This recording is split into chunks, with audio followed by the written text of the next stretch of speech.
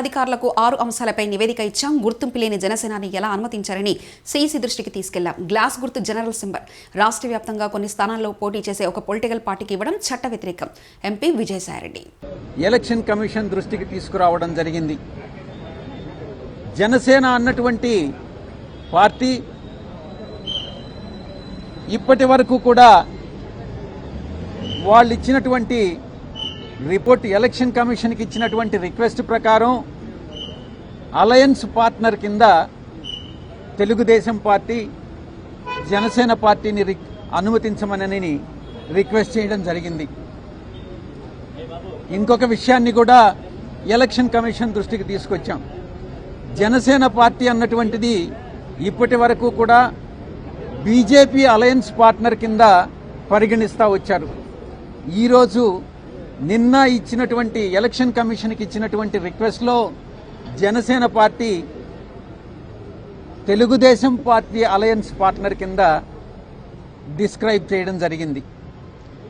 Janasena party ఈరోజు నిజంగా ఆలోచిస్తే బీజేపీతో అలయన్స్ పార్ట్నరా లేక తెలుగుదేశం పార్టీతో అలయన్స్ పార్ట్నరా అన్నటువంటి విషయాన్ని క్వశ్చన్ చేస్తూ ఎలా ఎలక్షన్ కమిషన్ అనుమతించడాన్ని మేము వాళ్ళకి నివేదించాం.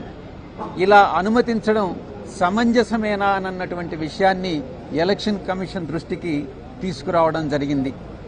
ఇక రెండవ విషయం, జనసేన అన్నటువంటిది unrecognised political party. Glass symbol అన్నటువంటిది ఒక జనరల్ సింబల్.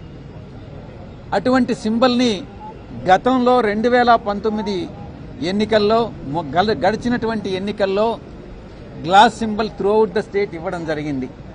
అటువంటి సింబల్ని, కామన్ సింబల్ని ఒక పొలిటికల్ పార్టీకి రాష్ట్ర వ్యాప్తంగా కొన్ని స్థానాల్లో, 175 స్థానాల్లో కొన్ని స్థానాల్లో పోటీ చేసేటటువంటి ఒక రాజకీయ పార్టీకి ఒక సింబల్ కేటాయించడం జనరల్ సింబల్లో నుంచి అది చట్ట విరుద్ధం అది అన్నటువంటి విషయాన్ని కూడా మేము ఎలక్షన్ కమిషన్కి నివేదించడం జరిగింది.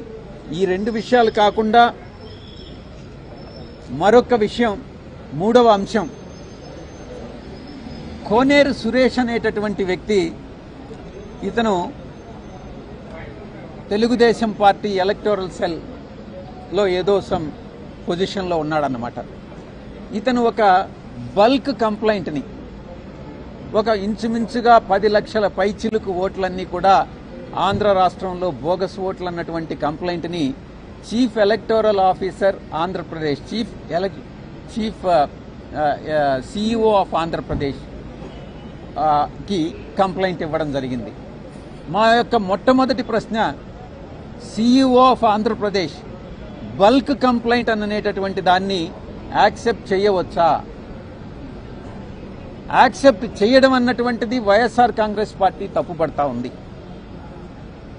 ఒక వ్యక్తికి 175 నియోజకవర్గాల్లో 25 పార్లమెంటు స్థానాల్లో 10 లక్షల మందో, 20 లక్షల మందో, 30 లక్షల మందో బోగస్ ఓట్లు ఉన్నారన్నటువంటి విషయం ఎలా తెలుస్తుంది?